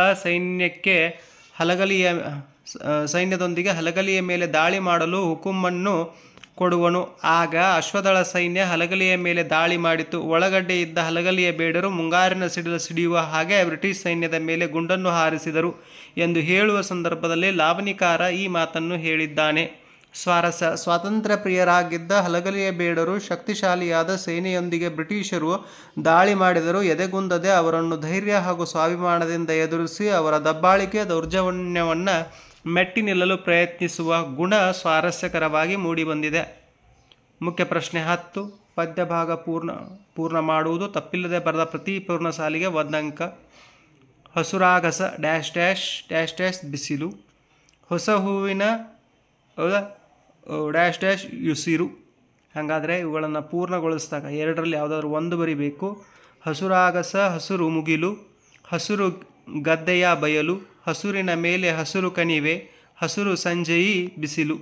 ಅಥವಾ ಹೊಸ ಹೂವಿನ ಕಂಪು ಹಸರು, ಎಲರಿನ ತಂಪು ಹಸುರು, ಹಕ್ಕಿಯ ಕೊರಲಿಂಪು ಹಸುರು, ಹಸುರು ಹಸುರುಳೆ ಉಸಿರು. ಮುಖ್ಯ ಪ್ರಶ್ನೆ 11 ಪದ್ಯಭಾಗವನ್ನು ಓದಿ ಅರ್ಥ ಮಾಡಿಕೊಂಡು ಮೌಲ್ಯವನ್ನಾಧರಿಸಿ ಸಾರಾಂಶ ಬರೆಯುವುದು. ವಿಷಯಾಂಶಕ್ಕೆ 3 ಅಂಕ. ಅಡಕಗೊಂಡ ಮೌಲ್ಯ ಗುರುತಿಸುವುದು. ಪದಬಂಧ ಮತ್ತು ಭಾಷಾ ಶೈಲಿಗೆ 1 ಅಂಕ. ಒಟ್ಟು 4 ಅಂಕಗಳು. ಊರ್ಮಿಯೋಳ್ ಕೌಸಲ್ಯ ಪಡೆದ ಕುವರಂ ರಾಮ, ನೋರ್ವಣೆ ವೀರನಾಥನ್ ಯಜ್ಞತುರಗಮಿದು, ನಿರ್ವಹಿಸ ಲಾರ್ಪ ರಾರಾದೊಡಂ ತಡೆಯ ಲೆಂದಿರ್ದ ಲೇಖನವನೋದಿ, ಗರ್ವಮಂ ಬಿಡಿಸ ದಿರ್ದೊಡೆ ತನ್ನ ಮಾತೆಯಂ ಸರ್ವಜನಮಂ ವಂಜೆಯನ್ನದಿರ್ಪುದೆ, ತನ್ನ ಗರ್ವ ತೋಳ್ಗಳಿ ವೇತಕ್ಕೆಂದು ಸೆಲೆವಾಸಿಯಂ ತೊಟ್ಟು ಲವನುರಿ ದೆದ್ದನು. ಉತ್ತರ ಪ್ರಸ್ತುತ ಪದ್ಯಭಾಗವನ್ನು ಲಕ್ಷ್ಮೀಶ ಕವಿ ರಚಿಸಿರುವಂತಹ ವೀರಲವ ಎಂಬ ಪದ್ಯಪಾಠದಿಂದ ಆರಿಸಿಕೊಳ್ಳಲಾಗಿದೆ. ಶ್ರೀರಾಮನು ಸೀತೆಯ ಅಗಲುವಿಕೆಯಿಂದ ಮಾನಸಿಕವಾಗಿ ದುಃಖಕ್ಕೀಡಾಗಿ ರಾವಣನ ವಧೆಯಿಂದ ಬ್ರಹ್ಮಹತ್ಯಾದೋಷವನ್ನು ಪರಿಹರಿಸಿಕೊಳ್ಳಲು ಮಹರ್ಷಿಗಳ ಆದೇಶದಂತೆ ಅಶ್ವಮೇಧ ಯಾಗವನ್ನು ಕೈಗೊಳ್ಳುತ್ತಾನೆ. ಈ ಅಶ್ವಮೇಧ ಯಾಗದ ಕುದುರೆ ದೇಶಗಳಲ್ಲಿ ಸುತ್ತಾಡಿ ವಾಲ್ಮೀಕಿ ಮಹರ್ಷಿಗಳ ಆಶ್ರಮಕ್ಕೆ ಬರುತ್ತದೆ. ಅಲ್ಲಿ ತನ್ನ ಸಹಪಾಠಿಗಳೊಂದಿಗೆ ಆಟವಾಡುತ್ತಿದ್ದ ಲವನು ಕುದುರೆಯ ಬಳಿಗೆ ಬಂದು ಅದರ ಹಣೆ ಪಟ್ಟಿಯಲ್ಲಿದ್ದ ಇಡೀ ಭೂಮಂಡಲದಲ್ಲಿ ಕೌಸಲ್ಯೆಯ ಮಗನಾದ ಶ್ರೀರಾಮನೊಬ್ಬನೇ ವೀರನು, ಇದು ಆತನ ಯಜ್ಞದ ಕುದುರೆ, ಇದನ್ನು ನಿರ್ವಹಿಸುವವರು ಯಾರಾದರೂ ಇದ್ದರೆ ತಡೆಯಲಿ ಎಂದಿದ್ದ ಪಟ್ಟದ ಲೇಖನವನ್ನು ಓದಿ ಶ್ರೀರಾಮನ ಗರ್ವವನ್ನು ಬಿಡಿಸದಿದ್ದರೆ ತನ್ನ ತಾಯಿಯನ್ನು ಎಲ್ಲ ಜನರು ಬಂಜೆ ಎಂದು ಕರೆಯುವುದಿಲ್ಲವೇ, ತನಗೆ ತೋಳ್ಬಲಗಳಿರುವುದು ಏತಕ್ಕೆ ಎಂದು ಪ್ರತಿಜ್ಞೆಗೈದು ಲವನು ಕೋಪಗೊಂಡ ಕುದುರೆಯನ್ನು ತನ್ನ ಉತ್ತರೀಯದಿಂದ ಕಟ್ಟಿ ಹಾಕುತ್ತಾನೆ.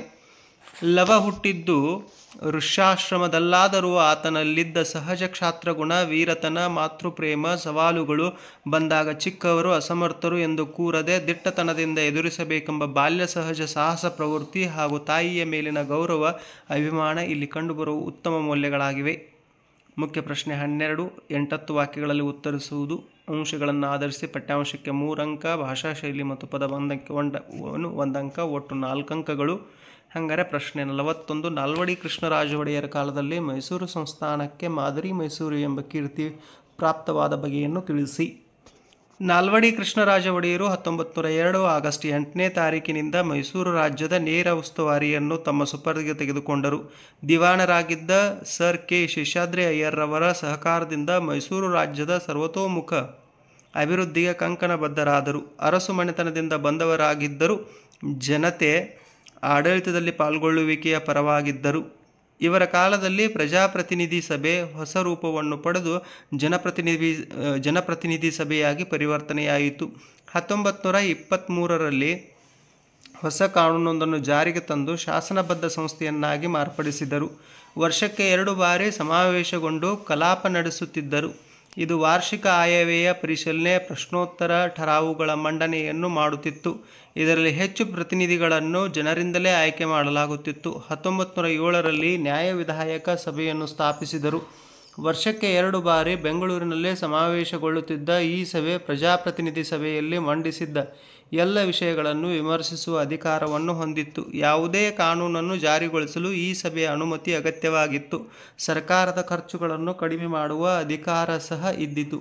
ಇವರ ಕಾಲದಲ್ಲಿ ಗ್ರಾಮ ನೈರ್ಮಲೀಕರಣ, ವೈದ್ಯಕೀಯ ಸಹಾಯ, ವಿದ್ಯಾಪ್ರಚಾರ, ನೀರಿನ ಸೌಕರ್ಯ, ಪ್ರಯಾಣ ಸೌಲಭ್ಯ ಮುಂತಾದ ಕ್ಷೇತ್ರಗಳು ಸ್ವಯಂ ಆಡಳಿತ ಕ್ಷೇತ್ರಗಳಾದವು. ಸಾಹಿತ್ಯ, ಸಂಗೀತ, ವಾಸ್ತುಶಿಲ್ಪಗಳ ಅಭಿವೃದ್ಧಿಗೆ ಒತ್ತು ನೀಡಿದ ಇವರು ಬೆಂಗಳೂರಿನಲ್ಲಿ ಕನ್ನಡ ಸಾಹಿತ್ಯ ಪರಿಷತ್ತನ್ನು ಪ್ರಾರಂಭಿಸಿದರು. ರೈಲು ಮಾರ್ಗಗಳ ನಿರ್ಮಾಣ, ಶಿವನಸಮುದ್ರದ ಬಳಿ ಕಾವೇರಿ ನದಿಯಿಂದ ಜಲವಿದ್ಯುತ್ ಉತ್ಪಾದನೆ, ವಾಣಿವಿಲಾಸ ಸಾಗರ, ಕೃಷ್ಣರಾಜಸಾಗರ ಜಲಾಶಯಗಳ ನಿರ್ಮಾಣವಾದವು. ಪ್ರಾಥಮಿಕ ಹಾಗೂ ಮಾಧ್ಯಮಿಕ ವಿದ್ಯಾಭ್ಯಾಸವನ್ನು ಉಚಿತ ಮತ್ತು ಕಡ್ಡಾಯಗೊಳಿಸಲಾಯಿತು. ಮೈಸೂರು ವಿಶ್ವವಿದ್ಯಾಲಯ, ಉಚಿತ ಆಸ್ಪತ್ರೆ, ಮೈಸೂರು ಬ್ಯಾಂಕು, ಸಹಕಾರ ಸಂಘಗಳನ್ನು ಸ್ಥಾಪಿಸಲಾಯಿತು. ಅನೇಕ ಸಾಮಾಜಿಕ ಕಾನೂನುಗಳನ್ನು ಜಾರಿಗೆ ತಂದರು. ಸಾಮಾಜಿಕ ಕಾನೂನುಗಳ ಹರಿಕಾರರಾದರು. ಇವುಗಳೆಲ್ಲವುಗಳಿಂದ ಇವರ ಕಾಲದಲ್ಲಿ ಇಡೀ ಭರತಖಂಡದಲ್ಲಿ ಯಾವ ಸಂಸ್ಥಾನವೂ ಕಾಣದ ಅಭಿವೃದ್ಧಿಯನ್ನು ಕಂಡಿದ್ದರಿಂದ ಮೈಸೂರು ಸಂಸ್ಥಾನಕ್ಕೆ ಮಾದರಿ ಮೈಸೂರು ಎಂಬ ಕೀರ್ತಿ ಪ್ರಾಪ್ತವಾಗುವಂತೆ ಮಾಡಿದ್ರು. ಇದೇ ಪ್ರಶ್ನೆಗೆ ಒಂದು ಅಥವಾ ಪ್ರಶ್ನೆ ಅಂತ ಕೇಳಿದ್ದಾರೆ. ಹಾಗಾದರೆ ನಾಲ್ವಡಿ ಕೃಷ್ಣರಾಜ ಒಡೆಯರ ಬಗ್ಗೆ ಹೆಚ್ಚು ಕಡಿಮೆ ಎಲ್ಲ ಕ್ವಶನ್ ಪೇಪರ್ಗಳಲ್ಲಿ ಒಂದು ಪ್ರಶ್ನೆಯನ್ನು ಕೇಳಿದ್ದಾರೆ. ಅದಕ್ಕೆ ಒಂದು ಸ್ವಲ್ಪ ಹೆಚ್ಚು ಒತ್ತು ಕೊಟ್ಟು ನೋಡಿರಿ. VVIMP ಅಂತ ತಲೆಯಲ್ಲಿ ಇಟ್ಕೊಂಡ್ಬಿಡ್ರಿ. ಅದೇ ರೀತಿಯಾಗಿ ಈಗ ಡಿಸ್ಕಸ್ ಮಾಡುವಂಥ ಕ್ವಶನ್ನು ಕೂಡ VVIMP. ಯಾಕಂದರೆ ವಿಶ್ವೇಶ್ವರಯ್ಯ ಅವರು ಶಿಕ್ಷಣ ಕ್ಷೇತ್ರದಲ್ಲಿ ಮಾಡಿದ ಕ್ರಾಂತಿಕಾರಿ ಬದಲಾವಣೆಗಳನ್ನು ಕುರಿತು ಬರೆಯಿರಿ. ಹಾಗಾದರೆ ವಿಶ್ವೇಶ್ವರಯ್ಯ ಅವರು ಮಾಡಿದಂತಹ ಕ್ರಾಂತಿಕಾರಿ ಬದಲಾವಣೆಗಳೇನು ಅನ್ನೋದನ್ನು ನೋಡೋಣ. ವಿಶ್ವೇಶ್ವರಯ್ಯನವರು ಆಧುನಿಕ ಶಿಕ್ಷಣವೇ ಎಲ್ಲ ಸಮಸ್ಯೆಗಳಿಗೂ ಪರಮೋಚ್ಚ ಪರಿಹಾರವೆಂದು ನಂಬಿದ್ದರು. ಶಿಕ್ಷಣವು ಸಂಜೀವಿನಿ ಎಂಬುದನ್ನು ಅರಿತಿದ್ದ ಅವರು ಶಿಕ್ಷಣದ ವಿವಿಧ ಯೋಜನೆಗಳನ್ನು ಜಾರಿಗೆ ತಂದರು. ಮದ್ರಾಸ್ ವಿಶ್ವವಿದ್ಯಾಲಯದ ನಿಯಂತ್ರಣಕ್ಕೆ ಒಳಪಟ್ಟಿದ್ದ ಪ್ರೌಢಶಿಕ್ಷಣ ಶಾಲೆಗಳನ್ನು ಬದಲಿಸಿ ಸಂಸ್ಥಾನವೇ ಪ್ರತ್ಯೇಕವಾದ ಪ್ರೌಢಶಿಕ್ಷಣದ ಅಂತಿಮ ಪರೀಕ್ಷೆ ನಡೆಸುವ ಯೋಜನೆಯನ್ನು ಆರ್ಥಿಕ ಪರಿಷತ್ತಿನ ಮೂಲಕ ರೂಪುಗೊಳಿಸಿದರು. ಮೈಸೂರು ವಿಶ್ವವಿದ್ಯಾಲಯದ ಸ್ಥಾಪನೆ ಮಾಡಿದ ಇವರು ಶಿಕ್ಷಣಕ್ಕಾಗಿ ಶಿಕ್ಷಣವಿರಬೇಕು, ಅದು ಕೆಲವೇ ಜನರ ಸೊತ್ತಾಗದೆ ಪ್ರಗತಿಪರ ರಾಜ್ಯದಲ್ಲಿ ಎಲ್ಲರ ಆಜನ್ಮಸಿದ್ಧ ಹಕ್ಕಾಗಬೇಕು ಎಂಬುದನ್ನು ಮನಗೊಂಡು ತಾಂತ್ರಿಕ ಮತ್ತು ವೃತ್ತಿಪರ ಶಿಕ್ಷಣಕ್ಕೆ ಆದ್ಯತೆ ನೀಡಿದರು. ಬೆಂಗಳೂರಿನಲ್ಲಿ ಮೆಕ್ಯಾನಿಕಲ್ ಇಂಜಿನಿಯರಿಂಗ್ ಶಾಲೆ, ಮೈಸೂರಿನಲ್ಲಿ ಚಾಮರಾಜೇಂದ್ರ ತಾಂತ್ರಿಕ ಸಂಸ್ಥೆಗಳನ್ನು ಪ್ರಾರಂಭಿಸಿದರು. ಏಕೀಕೃತ ಕರ್ನಾಟಕದ ರಚನೆ ಮತ್ತು ಕನ್ನಡ ಭಾಷೆ ಹಾಗೂ ಸಾಹಿತ್ಯಗಳ ಬಗ್ಗೆ ಸಾರ್ವಜನಿಕರಲ್ಲಿ ಉಂಟಾಗಿದ್ದ ಒಲವನ್ನು ಮನಗೊಂಡು ಕನ್ನಡ ಸಾಹಿತ್ಯ ಪರಿಷತ್ತನ್ನು ಸ್ಥಾಪಿಸಿದ್ದು ಇವರ ಕಾಲದ ಮತ್ತೊಂದು ಮಹತ್ವ ಸಾಧನೆಯಾಗಿದೆ. ಇನ್ನು ಪ್ರಶ್ನೆ 42 ಪಾಂಡವರನ್ನು ರಕ್ಷಿಸಲು ನಿರ್ಧರಿಸಿದ ಕೃಷ್ಣನು ಕರ್ಣನಿಗೆ ಒಡ್ಡಿದ್ದ ಆಮಿಷಗಳನ್ನು ಕುರಿತು ನಿಮ್ಮ ಮಾತುಗಳಲ್ಲಿ ಬರೆಯಿರಿ. ಇದು ಕೂಡ ವೆರಿ ಇಂಪಾರ್ಟೆಂಟ್ ಕ್ವಶನ್. ಬಹಳಷ್ಟು ಕ್ವಶನ್ ಪೇಪರ್ಗಳಲ್ಲಿ ಇದು ರಿಪೀಟ್ ಆಗಿದೆ. ದ್ಯೂತದ ಪಣದಂತೆ 12 ವರ್ಷ ವನವಾಸ, 1 ವರ್ಷ ಅಜ್ಞಾತವಾಸವನ್ನು ಯಶಸ್ವಿಯಾಗಿ ಮುಗಿಸಿ ಬಂದ ಪಾಂಡವರು ತಮ್ಮ ಪಾಲಿನ ರಾಜ್ಯವನ್ನು ಕೇಳುತ್ತಾರೆ. ಅಜ್ಞಾತವಾಸವು ಪೂರ್ಣವಾಗಿಲ್ಲ ಎಂಬ ನೆಪವೊಡ್ಡಿ ಕೌರವನು ರಾಜ್ಯ ನೀಡಲು ನಿರಾಕರಿಸುತ್ತಾನೆ. ಸಂಧಾನದ ಮುಖೇನ ರಾಜ್ಯವನ್ನು ಮರಳಿ ಪಡೆಯುವ ಪ್ರಯತ್ನದಲ್ಲಿ ಧರ್ಮರಾಯ ಕೃಷ್ಣನನ್ನು ಸಂಧಿಗಾಗಿ ಕಳುಹಿಸುತ್ತಾನೆ. ದುರ್ಯೋಧನನ ಹಠಮಾರಿತನದಿಂದ ಸಂಧಿ ವಿಫಲಗೊಂಡು ಯುದ್ಧವೇ ಸಿದ್ಧ ಎಂಬ ತೀರ್ಮಾನಕ್ಕೆ ಬರಲಾಗುತ್ತದೆ. ಕೌರವನ ಸೇನೆಯಲ್ಲಿ ಪಾಂಡವರನ್ನು ಕೊಲ್ಲಬಲ್ಲ ಇನ್ನೋರ್ವ ಬಲಶಾಲಿ ಕರ್ಣನಿಂದ ಪಾಂಡವರನ್ನು ರಕ್ಷಿಸಬೇಕೆಂದು ನಿರ್ಧರಿಸಿದ ಶ್ರೀಕೃಷ್ಣನು ಕರ್ಣನನ್ನು ತನ್ನ ರಥದಲ್ಲಿ ತೊಡೆ ಹಾಕುವಂತೆ ಕುಳ್ಳಿರಿಸಿಕೊಂಡು ಕರ್ಣನಿಗೆ ಆತನ ಜನ್ಮ ರಹಸ್ಯವನ್ನು ಹೇಳುತ್ತಾನೆ. ಪಾಂಡವರು ಕೌರವರು ಯಾದವರೊಳಗೆ ಯಾವುದೇ ಭೇದವಿಲ್ಲ, ನೀನೇ ಈ ಭೂಮಿಗೆ ನಿಜವಾದ ಒಡೆಯನಾಗಬೇಕು. ಅದರ ಅರಿವು ನಿನ್ನ ಮನಸ್ಸಿಗೆ ತಿಳಿದಿಲ್ಲ. ಕುಂತಿಯು ದುರ್ವಾಸ ಮುನಿಗಳಿಂದ ಪಡೆದ 5 ಮಂತ್ರಗಳಲ್ಲಿ ಮೊದಲಿಗೆ ಜನಿಸಿದವನು ನೀನು. ನಿನ್ನ ನಂತರ 2ನೇಯವನು ಧರ್ಮರಾಯ, ಮೂರನೆಯದಾಗಿ ಭೀಮ, 4ನೇಯದಾಗಿ ಅರ್ಜುನ, ನಂತರ ಮಾದ್ರಿಗೆ ನಕುಲ ಸಹದೇವರು ಜನಿಸಿದರು. ಪಾಂಡವರಲ್ಲಿ ನೀನೇ ಹಿರಿಯವನು. ನೀನು ನನ್ನ ಮಾತನ್ನು ಒಪ್ಪುವುದಾದರೆ ನಿನ್ನನ್ನು ಹಸ್ತಿನಾಪುರದ ರಾಜನನ್ನಾಗಿ ಮಾಡುತ್ತೇನೆ. ಪಾಂಡವರು ಕೌರವರು ನಿನ್ನ ಸೇವೆಯನ್ನು ಮಾಡಲು ಒಪ್ಪಿಕೊಳ್ಳುವರು. ಅವರ ಕೈಯಲ್ಲಿ ಸೇವೆ ಮಾಡಿಸಿಕೊಳ್ಳುವುದು ಬಿಟ್ಟು ದುರ್ಯೋಧನನ ಬಾಯಿ ಎಂಜಲಿಗೆ ಕೈ ಚಾಚುವುದು ಸರಿಯೇನು ಎಂದು ಹೇಳುತ್ತಾನೆ. ನಿನ್ನ ಎಡಭಾಗದಲ್ಲಿ ಕೌರವರು, ಬಲಭಾಗದಲ್ಲಿ ಪಾಂಡುತನಯರು, ಎದುರುಗಡೆ ಮಾದ್ರ, ಮಾಗಧ, ಯಾದವಾದಿಗಳ ನಡುವೆ ವೈಭೋಗದ ಜೀವನ ಮಾಡುವುದನ್ನು ಬಿಟ್ಟು ದುರ್ಯೋಧನನ ಬಳಿ ಜೀಯ ಹಸಾದವೆಂದು ಕೇಳುವುದು ಕಷ್ಟವಾಗುವುದಿಲ್ವೇ ಎಂದು ಕೃಷ್ಣನು ಕರ್ಣನಿಗೆ ಆಮಿಷವೊಡ್ಡಿದನು. ಈ ಪ್ರಶ್ನೆಗೆ ಇನ್ನೊಂದು ಅಥವಾ ಪ್ರಶ್ನೆಯನ್ನು ಕೇಳಿದ್ದಾರೆ. ಆ ಪ್ರಶ್ನೆಯನ್ನು ನೋಡೋಣ. ಬೇಕಾದರೆ ನೀವು ಇದನ್ನು ಉತ್ತರಿಸ್ಬೋದು ಅಥವಾ ಅದನ್ನು ಉತ್ತರಿಸ್ಬೋದು. ಹಾಗಾದರೆ ಇನ್ನೊಂದು ಪ್ರಶ್ನೆ ಏನಿದೆಪ್ಪ ಅಂದರೆ, ಪಾಂಡವರು ತನ್ನ ಸೋದರರೆಂದು ತಿಳಿದಾಗ ಕರ್ಣನ ಮನಸ್ಥಿತಿಯನ್ನು ಕವಿ ಕುಮಾರವ್ಯಾಸ ಹೇಗೆ ಚಿತ್ರಿಸಿದ್ದಾನೆ? ಇದು ಕೂಡ ಬಹಳಷ್ಟು ಸಲ ಎಕ್ಸಾಮ್ಗಳಲ್ಲಿ ರಿಪೀಟ್ ಆಗಿದೆ. ಇದನ್ನು ವೆರಿ ವೆರಿ ಇಂಪಾರ್ಟೆಂಟ್ ಕ್ವಶನ್ ಅಂತ ತಲೆಯಲ್ಲಿ ಇಟ್ಕೊಂಡ್ಬಿಡ್ರಿ. ಜೀವನದಲ್ಲಿ ಪರಸ್ಪರ ಹೊಂದಾಣಿಕೆ ಮತ್ತು ಸಾಮರಸ್ಯದ ಬದುಕು ಅಪೇಕ್ಷಣೀಯ. ಅದು ಸಾಧ್ಯವಾಗದೆ ಮತ್ಸರ ಛಲ ಪ್ರಧಾನವಾದರೆ ಸಂಘರ್ಷ ಅನಿವಾರ್ಯವೆನಿಸುತ್ತದೆ. ಒಬ್ಬರನ್ನೊಬ್ಬರು ನಾಶ ಮಾಡುವವರೆಗೂ ಅದು ಬೆಳೆಯುತ್ತದೆ. ಶತ್ರುವಿನೊಂದಿಗೆ ಸಮರಕ್ಕಿಳಿದು ಕಾದಾಡುವ ಮುನ್ನ ಶತ್ರುಬಲದ ವಿವಿಧ ಆಯಾಮಗಳನ್ನು ಶಮನಗೊಳಿಸಿದಾಗ ಗೆಲುವು ಸಾಧ್ಯ ಎಂಬುದು ರಾಜತಂತ್ರ. ಧರ್ಮ ಪಾಂಡವರ ಪರವಿದ್ದರಿಂದ ಶ್ರೀಕೃಷ್ಣ ಕೌರವರ ಪಕ್ಷದ ವೀರ ಕರ್ಣನಿಂದ ತನ್ನವರಿಗೆ ಆತನಿಂದ ಅಪಾಯವಾಗದಂತೆ ಮಾಡಲು ಜನ್ಮ ರಹಸ್ಯವನ್ನು ಹೇಳುತ್ತಾನೆ. ಪಾಂಡವರು ತನ್ನ ಸಹೋದರರು ಎಂಬ ತಿಳಿದಾಗ ಕರ್ಣನ ಮನಸ್ಸಿನಲ್ಲಿ ನೋವು ಸಂಕಟವಾಗುತ್ತೆ. ಗಂಟಲಿನ ನರಗಳು ಬಿಗಿಯುತ್ತವೆ, ಕಣ್ಣಿನಲ್ಲಿ ನೀರು ಸುರಿಯುತ್ತದೆ. ಅವನು ಬಹಳವಾಗಿ ನೊಂದುಕೊಂಡು ಕೌರವೇಂದ್ರನಿಗೆ ಕೇಡಾಯಿತು ಎಂದುಕೊಳ್ಳುತ್ತಾನೆ. ಹರಿಯ ವೈರತ್ವ ಹೊಗೆದೋರದೆ ಸುಡುವುದು. ತನ್ನ ಜನ್ಮರಹಸ್ಯವನ್ನು ಹೇಳಿ ಕೃಷ್ಣನು ಕೌರವೇಂದ್ರನನ್ನು ಕೊಂದನು ಎನ್ನುವನು. ಕರ್ಣನು ಏನು ಮಾತನಾಡದೆ ಸುಮ್ಮನಿದ್ದಾಗ ಕೃಷ್ಣನು, ನಿನಗೆ ಪಾಂಡವರ ಕೈಯಲ್ಲಿ ಸೇವೆ ಮಾಡಿಸಿಕೊಳ್ಳಲು ಇಷ್ಟವಿಲ್ಲವೇ ಎಂದು ಕೇಳಿದಾಗ ಕರ್ಣನು ಕೃಷ್ಣನಿಗೆ, ಈ ಭೂಮಿಯ ಸಿರಿಗೆ ಸೋಲುವವನಲ್ಲ. ಕೌರವರು ಪಾಂಡವರಿಂದ ಸೇವೆ ಮಾಡಿಸಿಕೊಳ್ಳಲು ಇಷ್ಟವಿಲ್ಲ. ನನ್ನನ್ನು ಕಾಪಾಡಿದ ಒಡೆಯನಿಗೆ ವೈರಿಗಳ ತಲೆಯನ್ನು ಕತ್ತರಿಸಿ ತಂದೊಪ್ಪಿಸುವ ಆವೇಶದಲ್ಲಿದ್ದ ಸಂದರ್ಭದಲ್ಲಿ ನನ್ನ ಜನ್ಮರಹಸ್ಯ ತಿಳಿಸಿ ದುರ್ಯೋಧನನನ್ನು ಕೊಂದೆ ನೀನು ಎಂದು ಹೇಳುವನು. ನನಗೆ ವೀರ ಯೋಧನಾದ ದುರ್ಯೋಧನನೇ ಒಡೆಯ. ಆತನ ವೈರಿಗಳೇ ನನ್ನ ವೈರಿಗಳು. ಆತನ ಹೊಗಳಿಕೆಯೇ ನನ್ನ ಹೊಗಳಿಕೆ. ನಾಳೆ ನಡೆಯುವ ಸಮರದಲ್ಲಿ ಪಾಂಡವರಲ್ಲಿ ನನ್ನ ಭುಜಬಲ ಪರಾಕ್ರಮವನ್ನು ತೋರಿಸಿ ಮೃತ್ಯುದೇವತೆಗೆ ಔತಣಕೂಟವನ್ನು ಏರ್ಪಡಿಸುತ್ತೇನೆ. ಕೌರವನ ಋಣ ತೀರಿಸುವ ಸಲುವಾಗಿ ನನ್ನ ಪ್ರಾಣವನ್ನು ನೀಡುತ್ತೇನೆ. ಆದರೆ ನಿನ್ನವರಾದ ಪಾಂಡವರಿಗೆ ಯಾವುದೇ ತೊಂದರೆಯಾಗುವುದಂತೆ ಮಾಡುತ್ತೇನೆ ಎಂದು ಕರ್ಣ ಕೃಷ್ಣನಿಗೆ ಹೇಳುತ್ತಾನೆ. ಇಲ್ಲಿ ಸ್ವಾಮಿನಿಷ್ಠೆಗೆ ಬದ್ಧನಾದ ಕರ್ಣನ ಸಂಕಟ, ನೋವು, ಪ್ರಲೋಭನೆಗೆ ಒಳಗಾಗದೆ ಅಸಹಾಯಕನಾದ ಕರ್ಣನ ಸ್ಥಿತಿಯನ್ನು ಬಹು ಹೃದಯವಿದ್ರಾವಕವಾಗುವಂತೆ ಕವಿ ಕುಮಾರವ್ಯಾಸ ಚಿತ್ರಿಸಿದ್ದಾನೆ. ಸಾಮಾನ್ಯನಿಗೆ ತನ್ನ ಜನ್ಮ ರಹಸ್ಯವನ್ನು ತಿಳಿಸಿದಾಗ ಆಗುವ ಸಂತೋಷ ಕರ್ಣನಿಗೆ ಆಗಲಿಲ್ಲ. ಸ್ವಾಮಿನಿಷ್ಠೆಗೆ ಬದ್ಧನಾದ ಕರ್ಣ ಪ್ರಲೋಭನೆಗೆ ಒಳಗಾಗದ ಅಸಹಾಯಕನಾದ ಸ್ಥಿತಿಯಲ್ಲಿ ನೋವು ಸಂಕಟದಿಂದ ಬಳಲುವ ಕರ್ಣನ ವ್ಯಕ್ತಿತ್ವದ ಹಿರಿಮೆ, ಗರಿಮೆ ಇಲ್ಲಿ ವ್ಯಕ್ತಗೊಂಡಿದೆ. ಮುಖ್ಯ ಪ್ರಶ್ನೆ 13. ಗದ್ಯ ಭಾಗವನ್ನು ಓದಿಕೊಂಡು ಪ್ರಶ್ನೆಗಳಿಗೆ ಉತ್ತರಿಸುವುದು. ಪ್ರತಿ 2 ಪ್ರಶ್ನೆಯನ್ನು ಕೇಳಿರ್ತಾರೆ, 2 ಅಂಕ ಇರ್ತದೆ. ಹಾಗಾದರೆ ನಾನು ಆನ್ಸರ್ ಮಾತ್ರ ಹೇಳ್ತೀನಿ, ಪಾಸ್ ಮಾಡಿ ನೀವು ಏನಪ್ಪ ಅಂದರೆ ಪೂರ್ತಿ ಗದ್ಯವನ್ನು ಓದ್ರಿ. ರಂಗನತಿಟ್ಟು ಪಕ್ಷಿಧಾಮಕ್ಕೆ ಯಾವ ಯಾವ ಬಗೆಯ ಪಕ್ಷಿಗಳು ಬರುತ್ತವೆ? ರಂಗನತಿಟ್ಟು ಪಕ್ಷಿಧಾಮದಲ್ಲಿ ಹಲವು ಬಗೆಯ ಬಣ್ಣದ, ಆಕಾರದ, ಗಾತ್ರದ ಪಕ್ಷಿಗಳನ್ನು ಕಾಣಬಹುದು. ಹಿಮ ಬಿಳುಪಿನ ಬಣ್ಣದ ತೆಳ್ಳನೆಯ ಕೊರಳಿನ ಬೆಳ್ಳಕ್ಕಿಗಳು, ಬಂಗಾರ ಬಣ್ಣದ ಮುಖ ಮಲ್ಲಿನಂತಹ ನಯವಾದ ನೆತ್ತಿ ಮತ್ತು ಕೊರಳುಳ್ಳ ಬೂಸು ಹಕ್ಕಿಗಳು, ಬಾಗಿರುವ ಕೊಕ್ಕಿನ ಕೆಂಗಲ್ಬಾತುಗಳು, ಉದ್ದವಾದ ಕೊಕ್ಕಿನ ಕರಿತಲೆ ಹಕ್ಕಿಗಳು, ಕೊಕ್ಕರೆಗಳು, ಕ್ರೌಂಚ್ ಪಕ್ಷಿಗಳು, ಬಕಪಕ್ಷಿಗಳು, ನೀರಕೋಳಿಗಳು, ಮಿಂಚುಳ್ಳಿ ಹಕ್ಕಿಗಳು, ಕಡಲ ಹಕ್ಕಿಗಳು, ಬಾತುಕೋಳಿಗಳು, ಹೀಗೆ ನಾನಾ ಬಗೆಯ ಪಕ್ಷಿಗಳು ರಂಗನತಿಟ್ಟು ಪಕ್ಷಿಧಾಮಕ್ಕೆ ಬರುತ್ತವೆ. 2ನೇ ಪ್ರಶ್ನೆ, ರಂಗನತಿಟ್ಟು ಪಕ್ಷಿಗಳನ್ನು ಆಕರ್ಷಿಸಲು ಕಾರಣವೇನು? ರಂಗನತಿಟ್ಟು ಪಕ್ಷಿಗಳಿಗೆ ಉತ್ತಮ ಪರಿಸರವನ್ನು ಒದಗಿಸುತ್ತದೆ. ಕಾವೇರಿ ನದಿ ಈ ಪ್ರದೇಶದಲ್ಲಿ ಆಳವಾಗಿದ್ದು ಮಳೆಗಾಲದಲ್ಲಿ ತುಂಬಿ ಹರಿಯುತ್ತದೆ. ದಂಡೆಯುದ್ದಕ್ಕೂ ಹಸಿರು ಗಿಡಮರಗಳು, ಸುತ್ತಲೂ ಹೊಲಗದ್ದೆಗಳು, ಪಕ್ಷಿಗಳಿಗೆ ಆಹಾರವಾದ ಕೀಟ, ಎರೆಹುಳು, ನಳ್ಳಿ, ಸಿಂಪು ಹುಳ, ಕಪ್ಪೆ, ಮೀನುಗಳು ಹೇರಳವಾಗಿ ಸಿಗುತ್ತವೆ. ನದಿ ಆಳವಾಗಿರುವುದರಿಂದ ಜನಸಂಚಾರ ವಿರಳವಾಗಿದೆ. ಪಕ್ಷಿಗಳಿಗೆ ನೈಸರ್ಗಿಕ ರಕ್ಷಣೆ ಇದೆ. ಈ ಎಲ್ಲ ಅಂಶಗಳಿಂದಾಗಿ ರಂಗನತಿಟ್ಟು ಪಕ್ಷಿಗಳನ್ನು ಆಕರ್ಷಿಸುತ್ತದೆ. ಮುಖ್ಯ ಪ್ರಶ್ನೆ 14 ಪತ್ರಲೇಖನ ಬರೆಯುವುದು. ನಿಮ್ಮನ್ನು ಬಾಗಲಕೋಟೆಯ ಸರ್ಕಾರಿ ಪ್ರೌಢಶಾಲೆಯ ವಿದ್ಯಾಶಂಕರ ಎಂದು ಭಾವಿಸಿಕೊಂಡು ಬಡಾವಣೆಯಲ್ಲಿ ಹದಗೆಟ್ಟಿರುವ ಚರಂಡಿ ವ್ಯವಸ್ಥೆಯನ್ನು ಸರಿಪಡಿಸುವಂತೆ ಕೋರಿ ನಗರಸಭೆಯ ಅಧ್ಯಕ್ಷರಿಗೆ ಪತ್ರ ಬರೆಯಿರಿ. ಅಥವಾ ನಿಮ್ಮನ್ನು ಕಲಬುರಗಿಯ ಸರ್ಕಾರಿ ಪ್ರೌಢಶಾಲೆಯ ಗಂಗಾಶ್ರೀ ಎಂದು ಭಾವಿಸಿಕೊಂಡು ವಾರ್ಷಿಕ ಪರೀಕ್ಷಾ ಸಿದ್ಧತೆಯನ್ನು ಕುರಿತು ಗದಗದ ಆದರ್ಶ ನಗರದಲ್ಲಿ ವಾಸವಾಗಿರುವ ಶ್ರೀನಿವಾಸ್ ಎಂಬ ಹೆಸರಿನ ತಂದೆಯವರಿಗೆ ಪತ್ರ ಬರೆಯಿರಿ. ಈ ಪತ್ರಗಳು ನನ್ನ ಪ್ಲೇಲಿಸ್ಟಲ್ಲಿ ಪತ್ರಗಳನ್ನು ಒಂದೆಡೆ ಇಡುವಂಥ ಪ್ರಯತ್ನ ಮಾಡಿದ್ದೀನಿ. ಆಮೇಲೆ ನಿಬಂಧಗಳನ್ನು ಒಂದೆಡೆ ಇರುವಂಥ ಪ್ರಯತ್ನ ಮಾಡಿದ್ದೀನಿ. ಗಾದೆ ಮಾತುಗಳ ವಿಸ್ತರಣೆ, ಆಮೇಲೆ ಸಂದರ್ಭದೊಂದಿಗೆ ಸ್ಪಷ್ಟೀಕರಣ, ಇಂಥವುಗಳನ್ನು ಒಂದೇ ಪ್ಲೇಲಿಸ್ಟಲ್ಲಿ ಒಂದೇ ಕಡೆ ಇಡುವಂಥ ಪ್ರಯತ್ನ ಮಾಡಿದ್ದೀನಿ. ಈ ಸ್ಕೀಮ್ ಆಫ್ ಇವ್ಯಾಲ್ಯೂಯೇಷನ್ ಏನು ಮಾದರಿ ಉತ್ತರಗಳಿರ್ತಾವಲ್ಲ, ಇಲ್ಲಿ ಅಂಕ ಹಂಚಿಕೆ ಮಾತ್ರ ಕೊಟ್ಟಿರ್ತಾರೆ. ನಿಮಗೆ ರೆಫರೆನ್ಸ್ಗೆ ಒಂದಷ್ಟು ಪತ್ರಗಳು ಬೇಕು ಅಂತ ಅನಿಸಿದ್ರೆ ಅಲ್ಲಿ ಹೋಗಿ ಪ್ಲೇಲಿಸ್ಟಲ್ಲಿ ನೀವು ನೋಡ್ಕೊಳ್ಬೋದು. ಅಥವಾ ನಂಗೆ ಪರ್ಸನಲಾಗಿ ಮೆಸೇಜ್ ಮಾಡ್ಬೋದು.